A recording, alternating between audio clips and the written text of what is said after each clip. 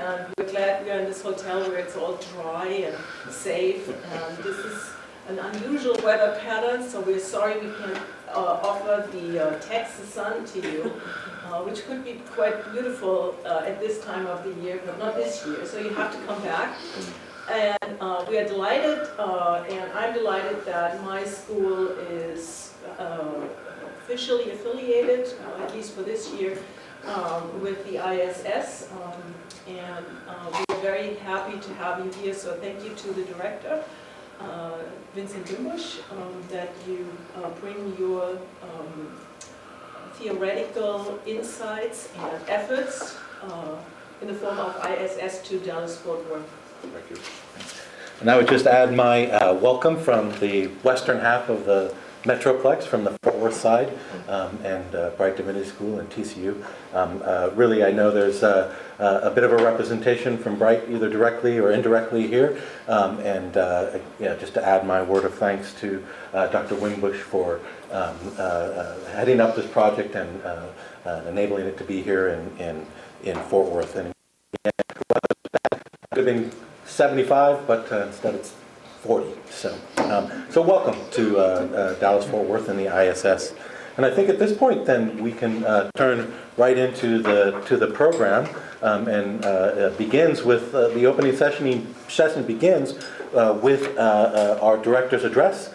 They're ruining the game, misreaders of the nation state. So please welcome Dr. Wimbush. Well, first, my thanks to our moderators of this opening session, Susanna and Timothy. Very much appreciate your presence and your cooperation and collegiality. Welcome to all of you. I am so pleased to see you. I'm relieved and encouraged by your presence. I realize that even under the best circumstances in terms of weather, it's often a challenge, both in terms of consideration of time and costs for you to travel to such an event. So I very much personally appreciate the effort you've made to be here to help us continue to lay tracks for this organization as a kind of movement of sorts. So personally encouraged, pleased that you're here.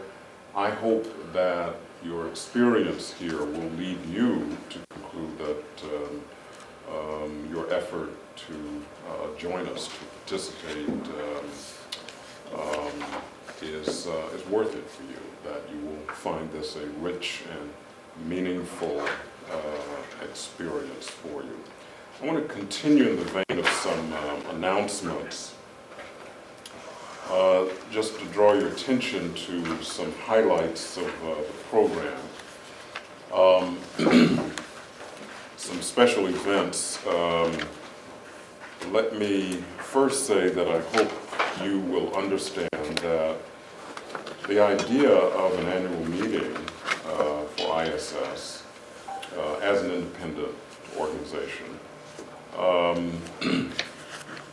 is really to facilitate conversation. So you should think of this as an event that aims for kind of full participation, that is to say, to have everybody chime in. So you will note that we tend to reduce the number of sort of formal talks or considerations. Someone has to frame things for us, and I've sort of volunteered and said I'm willing to do that for the first few rounds at any rate.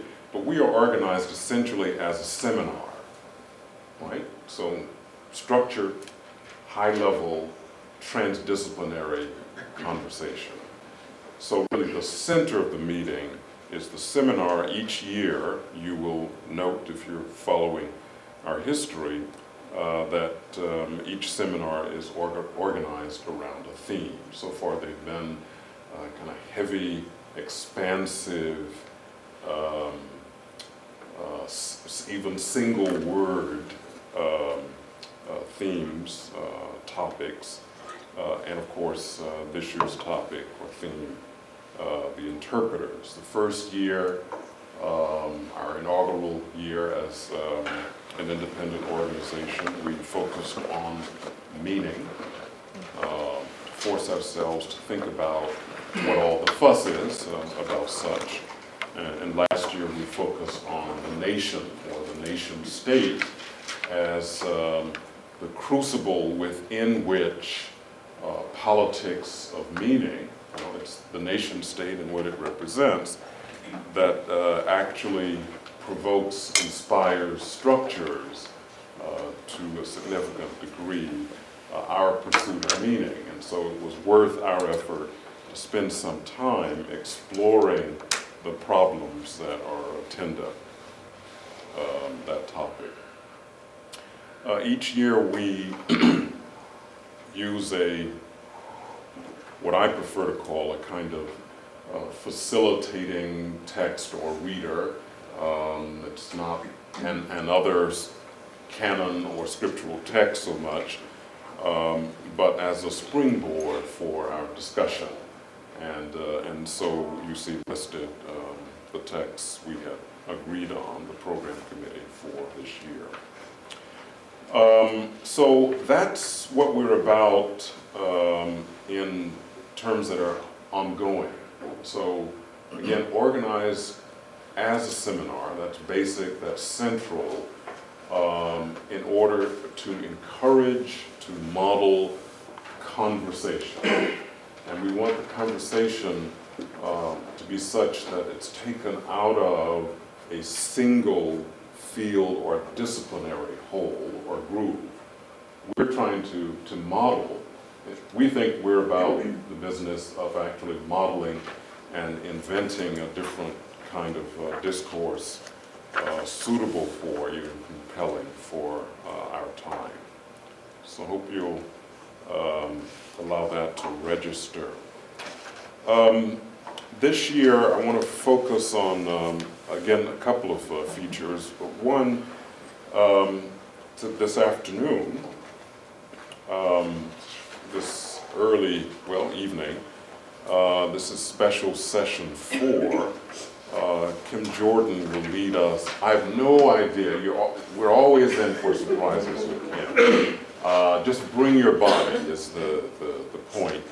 So a special session on embodiment, performance, interactions, conversation.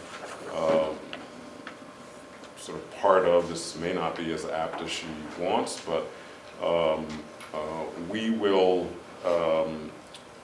allow Kim to lead us into more thinking about interpretation by forcing ourselves to register ourselves as embodied. What a strange notion for people, right? Yes. So that special session. I also want you to take note of the beginning of our effort to launch a collaborative research project that we hope, you'll hear much more about this, will be ongoing and will become a kind of a signature project really for ISS. And we will say more about how this is to be conceptualized, how everybody can participate, and strategies for moving forward this year and the years to come. And again, we want all who are members to think of themselves as fully participating in this. So what we're trying to do is to destabilize the very notion of scripture. We're thinking mainly in terms of ongoing human dynamics, practices, politics, the psychosocial logics that attend activity or practices that make for the human either to be seen as tragic or transcendent, and everything in between. So more to come on this. In fact, we're devoting 2 sessions to this launch. We had asked that you begin participation. A few of you responded. And we hope to pull everyone into the mix. We'll do everything we can to make it clear where we think we're headed and why. And then toward the end of our time together this weekend, you'll see this special feature. We tried this in Charlotte last year with a local politician and a legal expert, given our focus on the nation state last year. This year I've invited a philosopher who's been in the news. He's from this area, Tommy J. Curry, philosophy and Africana studies, Texas A&M University. Some of you may have seen him in all sorts of media, perhaps Texas and the region. But certainly I noticed him featured in the Chronicle of Higher Education, and no doubt there were other articles. He ran into some trouble by simply speaking out as an academic about inequalities, social inequalities, and what he argued his field of philosophy, how it should be oriented, given social inequalities. And he was in fact pursued first by colleagues in his field, at his institution and beyond, and ran into trouble with administration. So he has things to tell us firsthand about one's effort to be a critic or interpreter in our times. So I hope you will join us in conversation.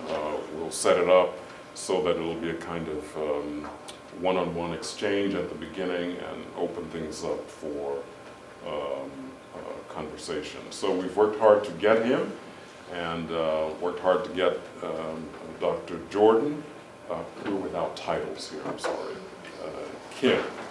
And we hope that you will be here and reap the benefit of what they have to bring to us.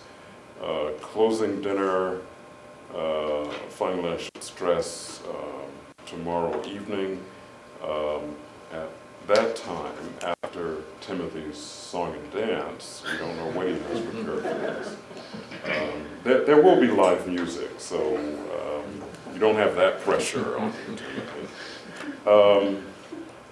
We will present the second volume of the Aben, our journal of transdisciplinary criticism, and we hope you'll be here to celebrate with us for that reason and many others.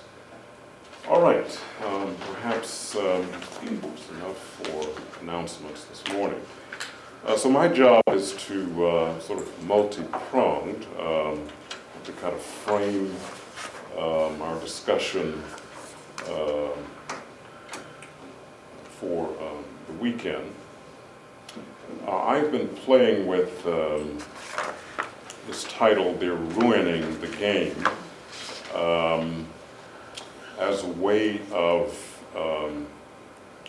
helping us focus on actually all of the themes that we've addressed to date, including this year's focus on interpreters.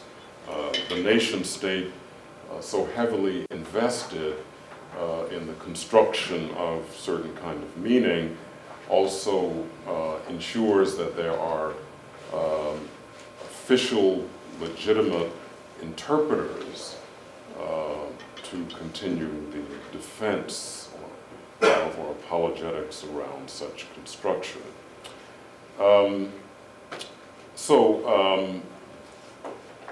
At least allow me the opportunity to continue framing the issues for our time together this year. I want to begin as I usually do, with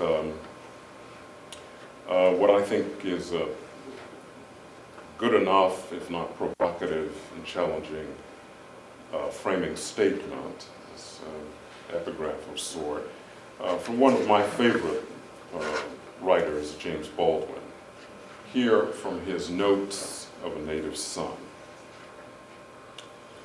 Americans have made themselves notorious by the shrillness and the brutality with which they have insisted on this idea of white supremacy, that white men are the creators of civilization and therefore civilization's guardians and defenders. Thus, it was impossible for them to accept black folks as being like themselves, for to do so was to jeopardize their status. But not so to accept them was to deny their human reality, human weight and complexity, and the strain of denying the overwhelmingly undeniable forced Americans into rationalizations so fantastic they approach the pathological. Now from the US President, this was a rally held in Huntsville, Alabama, September 22nd, 2017. Wouldn't you love to see one of those NFL owners, when somebody disrespects our flag, say, "Get that son of a bitch off the field right now. He's fired. Fired." That's a total disrespect of our heritage, total disrespect for everything we stand for. NFL ratings are down massively because today, if you hit too hard, they say 15 yards, throw him out. I say they're ruining the game. But what's hurting the game more than that, when you see those people taking the knee when they're playing our great national anthem. Often noted about Trump's speech is its registration and promotion of confusion. I mean confusion in that sense of lack of clarity in terms of choice of words and structure of logic. There's always plenty enough evidence of his confusion in this popular sense of the term. But I should like to draw attention here to the registration of confusion in that original sense of the term, Latin confundere, confusus, meaning to pour together, mingle, juxtaposition, place alongside, or in relationship. How I wish setting up such analysis were, in this case, only a matter of, an occasion for, the typical scholarly gnashing on etymological and rhetorical critical fine points, with little or no immediate real-world resonance. But no, there is poignancy and no little amount of real, even palpable fear felt in noting the intended or even unintended, as in reflexive confusion, in the sense of juxtapositioning in Trump's Spitfire rhetoric, here just quoted. In other words, an analysis of the sort I should like to invite us all to join is no laughing matter, no mere professional academic performance or game. It is a matter of discerning and coming to terms with our being here as a nation, manipulated and even humiliated, and given the office of the one who speaks, made anxious and fearful, much along with the rest of the world. So Leif and Kima may very well feel much the same.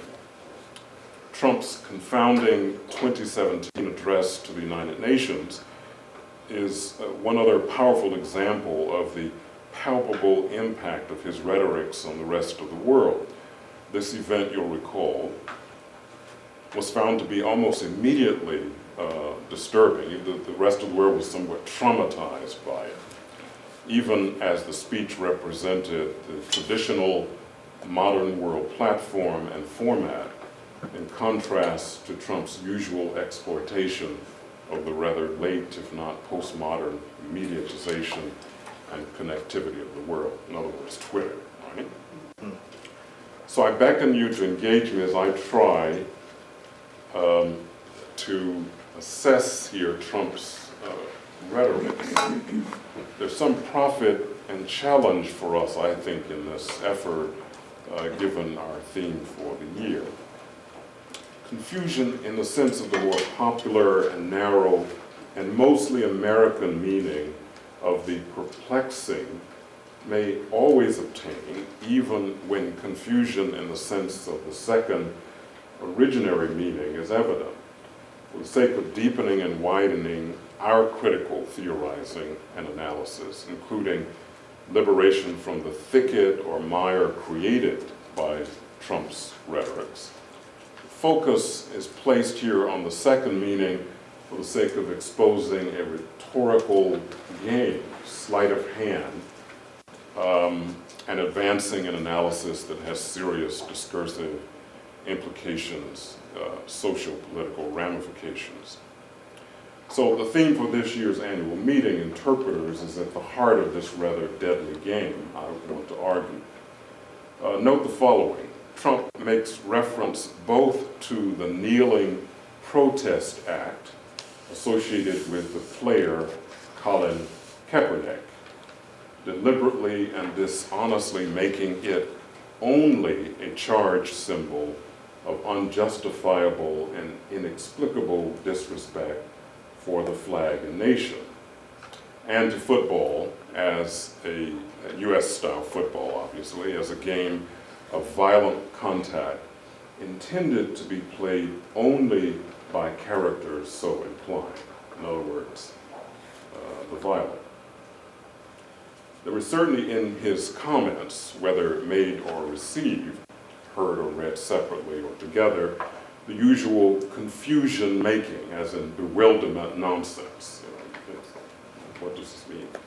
But there's something more. The two references in the same political red meat rally speech suggest that at issue is something that may cast a bright light on or open windows on to our theme for this year. Consider, what does it mean to declare, pretty much in absolute terms, in the fashion of a dictator, that footballers, most but not all of whom are persons of color, registering in the popular US mind as big black males, what does it mean to name these persons sons of bitches who, in turning their backs or sitting or kneeling during the national anthem, should be fired? The name-calling rings alarm bells. It's resonant of a long history of names or descriptors created by white dominance to secure and maintain what in the modern world has become the order of things. You'll recall the English title of Foucault's book, originally having to do with words and things that are selected. That is the nationalist racial order of things. The gestures on the part of the players, gestures that are normally seen as quite passive in terms of the poses, actually imitative of historically pacifist or ascetical movements. It's fascinating when you think about it. Actually, the shrinking of the body, the vocal quietism, they're completely opposite any kind of violent assumption of territory. It's amazing and pointed. They are denied legitimacy for this gesture of the shrinking of the body over against that mythos in which they are captured. Notice the cover behind me of the New Yorker magazine, January 15 of this year, with the inclusion of M.L. King Jr. alongside here Kaepernick and Malcolm Jenkins of the Philadelphia Eagles. His team, of course, won the Super Bowl, and make of that whatever you wish. I don't think Trump is likely to see Jenkins at the White House. But the rhetoric ironically captures the real point behind the gestures of body. The silence on the part of the protesting players is weirdly, ironically, perhaps even paradoxically, heard and responded to as alarming noises, as though it were the shrill strains of urban boomboxes, Radio Rahim Redivivus. They're saying nothing and they're shrinking their bodies.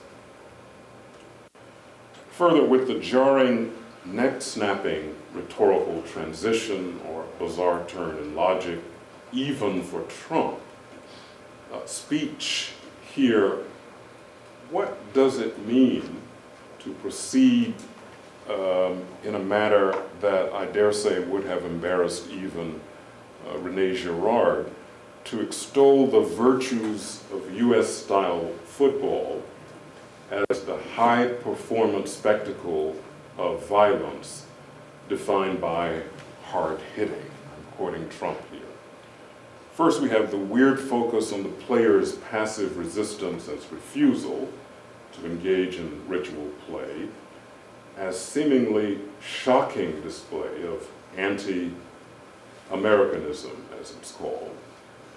Then we have the turn to the game of US-style football defined as a tradition of violent clashing. What goes here?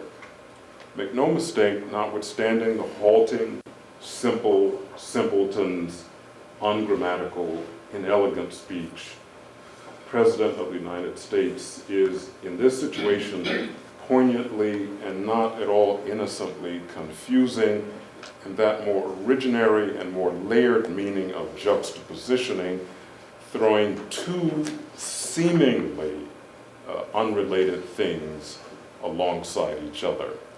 The two things here are the popular notions of football as violence on the one hand, and social protest and various forms of, or gestures of signification on the other.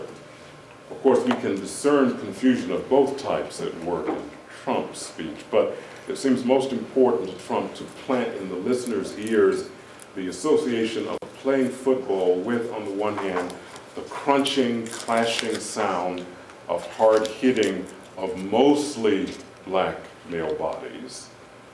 On the other rhetorical hand, there is the reminder that there is the long-standing assumption among all those who follow the game that players are assumed, expected to be silent. Not only football, of course, it's a stand-in for lots of activities, dynamics, domains. I remind you more recently that conservative pundit Laura Ingraham got into a tiff with King James, as in LeBron, and told him actually to shut up and dribble. So you see the same mindset there. Again, it's not Trump who's the exception or the outsider here. Not silent, mind you, are the players to be, either, shut up and clash or shut up and dribble, whatever your game. But this is not about being silent only in the absolute sense that there is no speaking. but silent in that liquid sense of there being no meaningful articulation of any sort, no signification beyond that which players refract on and within the boundary markers on the field of the game of football or what have you. So players who are not hitting hard or facilitating hard hitting are of course argued to be ruining the game. But of course no player, no team has actually ever renounced hard hitting. This rhetoric is therefore rather shifty and disingenuous, to be sure, simply by referencing concern about hard hitting alongside the act of taking the knee or sitting down or not gesticulating in some conventional manner assumed to be right for the public ritual.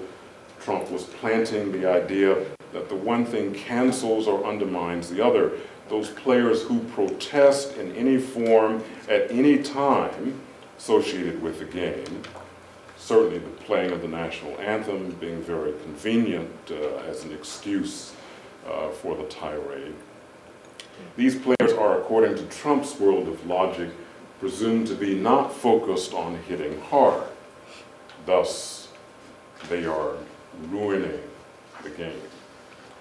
Now, a bit about what in the speech was unveiled about the game. What is the game? There is indeed a game being played, but in most fundamental terms, it's not being played on the football field or any other field likened to this game we call U.S.-style football. The game of real interest to Trump and the ralliers who are part of his base is played on the field of nationalist discourse. It involves meaning making and meaning control. It is the nation represented sometimes officially, at other times furtively, in the moves of the appointed guardians or elected officials in the domains of politics, jurisprudence, the academy, should I say that again? The academy, religion, the media, entertainment, business, and so forth, right? So, you know, scriptures are not just about one narrow domain. So you may be lost if you think that's what we're about. That's what we think. That's another school, another appointment, right? Guardians, elected, unelected, officials in these various domains invested in and committed to meaning. You know, there's a question whether human beings are just naturally invested in meaning. I don't believe that's certainly in the way in which meaning has historically been constructed. Followed the focus on nation state. The meaning or vision thing, as another U.S. president has put it, or the quest for meaning, as most elites in general might put it, is, if not a relatively recent phenomenon, certainly a more pressing and widespread concern in the modern world of nation states. Among the latter, it became important, as Bernard Anderson, Zygmunt Bauman, de Certeau, and so many others have taught us, as Baldwin made clear. It became important in order to better manage polities, societies, nations. And having scriptures, that is, centering nationalist writings, myths, origin stories that serve as vectors of the nation's meaning of the nation, have been critical to nation building and maintenance. Some nation building efforts deemed efficient or successful, some others less so, particularly in connection with the vision thing, what I prefer to call and have conceptualized as scripturalization for or toward nationalization. In point of fact, all modern nations perhaps many, if not most, of its pre-modern precursors are more or less reading formations, scriptural economies, so de certeau, scripturalizations, again. Navigation of such economies requires facility for a certain kind of reading, the capacity for interpreting the particular dominant national or subnational or even multinational reading formation, right? Reading the nation in terms of the scriptural. So that Trump, in his Alabama stump speech, seems to have represented, regurgitated, performed, if you will, whether badly or artfully, may depend on your sensibilities, if not politics, but I maintain he did so persuasively before a part of his base, and in fact, much of the nation, notwithstanding protests here and there. He performed not over against some clamor, but as accurate reflection of part of dominant U.S. nationalist reading formation. We must take care not to be confused in that second sense of the meaning of the term, that is to mistake Trump's audience as oddballs, deplorables, the Bible and gun-clinging folks, Clinton, even Obama, with their mistaken perceptions here, not as those who are outside this national reading formation. Trump's crowds are very much the mirror of the nation precisely insofar as they assert, crudely perhaps some of us may think, one of the pillar assumptions on which the nation has been built, that official interpreters, handlers of the national scriptures, managers of national meaning, cannot be, historically and normally by practice and tradition, at times by laws, always in terms of natural default, confused, reflected except by special permission or qualification with non-white flesh, non-white bodies. It's on that score that there's a coming together, sort of an agreement, whether put explicitly or no, about the foundations. The game that is being played and is threatened with possible ruin is that game played since the onset of the modern nation, and before with various pre-modern regimes. It's all about, of course, politics and management, about the at times necessary reassertion or sometimes veiling obfuscation of what is real and natural and of significance in this regime. The management of such is accomplished only through the offices of authorized interpreters, the success of their obfuscating work. In some cases and domains, these interpreters are found to be those who are officially designated as such, titles and degrees, right, and other certifications and symbols of office. In such a situation, you find pedigreed teachers, scholars, professors, doctors, lawyers, jurists, heads of corporations, media moguls, journalists, and the like. In some other cases, these persons may be assumed to be unofficial, extra-institutional avatars, instantiations of nation meaning. There may not be clear, probably never has been, broadly understood explicit statements or rules about who can be tapped as authorized interpreters of the nation. Yet history provides plenty of evidence about who, in terms of social background and training, has been and who's not been accorded the the privilege or authority. In other words, it's always clear who cannot speak, who cannot represent, and so forth.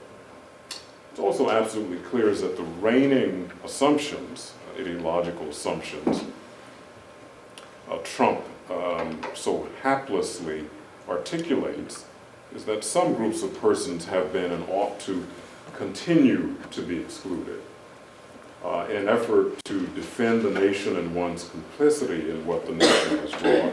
Some may disingenuously deny that such is or has ever been the case.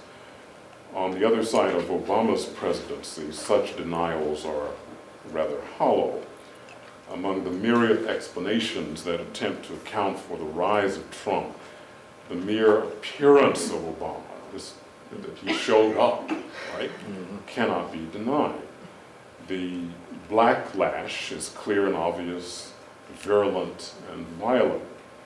The originary white dominant slave-holding nation did not retreat, was not fundamentally denaturalized or undermined, even in the aftermath of social unrest and degrees of advancement on the part of the formerly enslaved people from the 1860s and 70s, and then again in the 1950s, 60s, and 70s. These, in fact, what they provoked was kind of various forms of violent black lashes with a vengeance. So history teaches that the default orientation, the canonical myth revolves around, persists in the white nation. With Trump's bombastic and in many respects all too revealing rhetoric, we are reminded of the complexity of politics of authorization of readers or interpreters of nation. The authorization, it should be clear, does not turn strictly or exclusively or bluntly around race or ethnicity. It's a bit more layered than that, I think. It's a convenient truth for many that most of the resisting football players are black, and we know because he tells us so that Trump is, quote, the least racist person we've ever encountered. So that's the standing understanding of things. But beyond the matter turning around Trump's particular sensibilities, it's not strictly about the racial identification of this or that player. Within and far beyond Trump's circle, throughout most of the nation, in fact, persons of color are said to be welcome.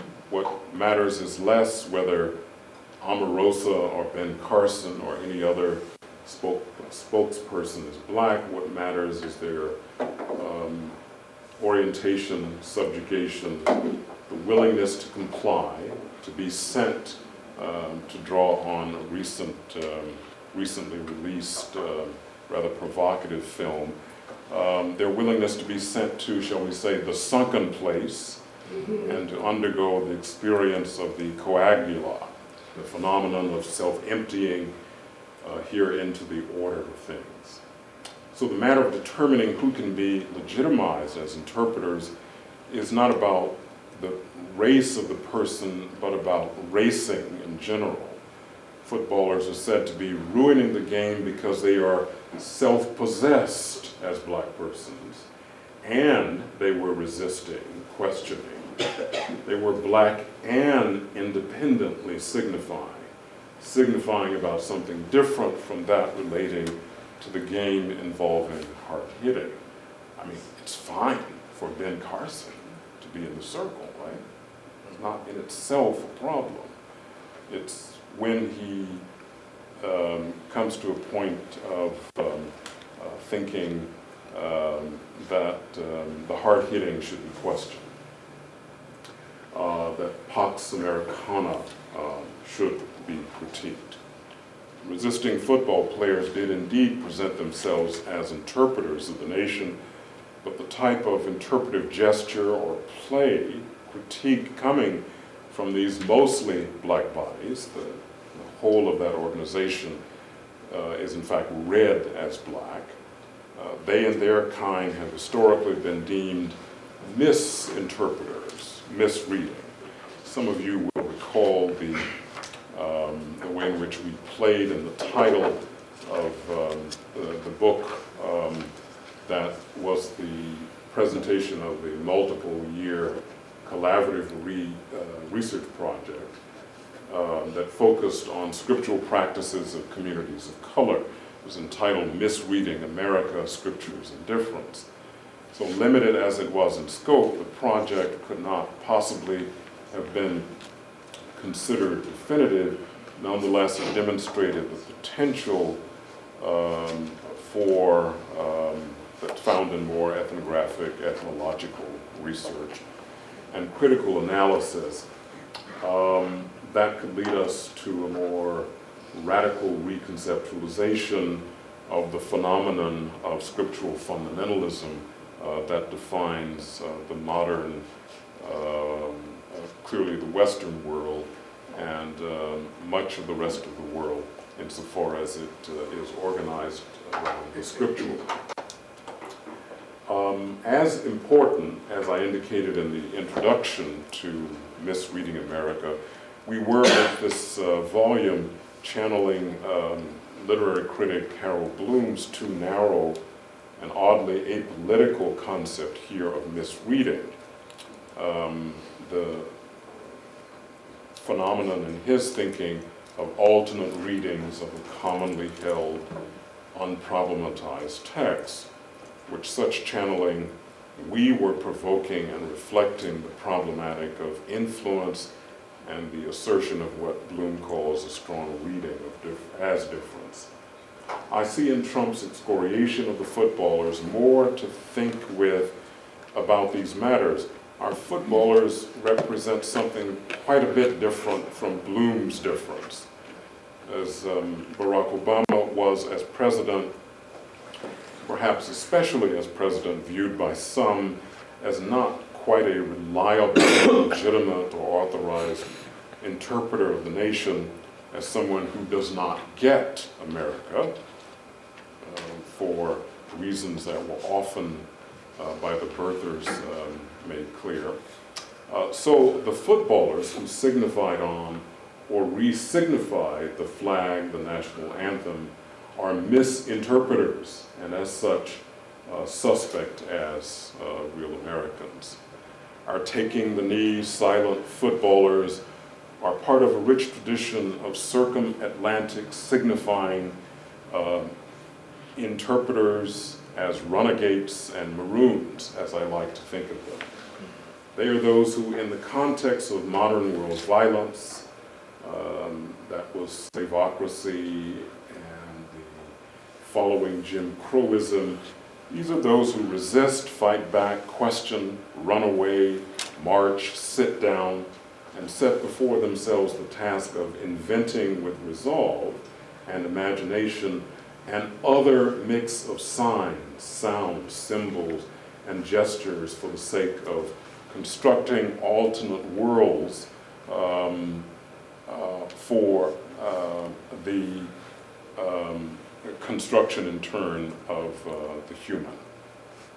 They are interpreters who distinguish themselves from those other two types of interpreters I have previously isolated, the enslavers on the one hand, who cannot, because they do not have to see, acknowledge, and address their own ways in the world.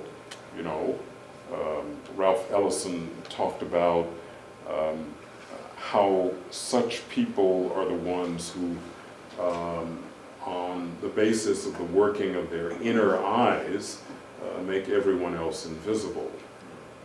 And then there are the enslaved who, having been made invisible by those of the modern coagula cult, as Peele imagined the workings of white dominance in the movie Get Out, are cast in that, as I said before, sunken place whence they are rendered imprisoned without capacity to hear or speak about themselves, address or even recognize fully and consistently their own plight. it is worth revisiting Frederick Douglass's remembrances of slaves on the way to the Great House.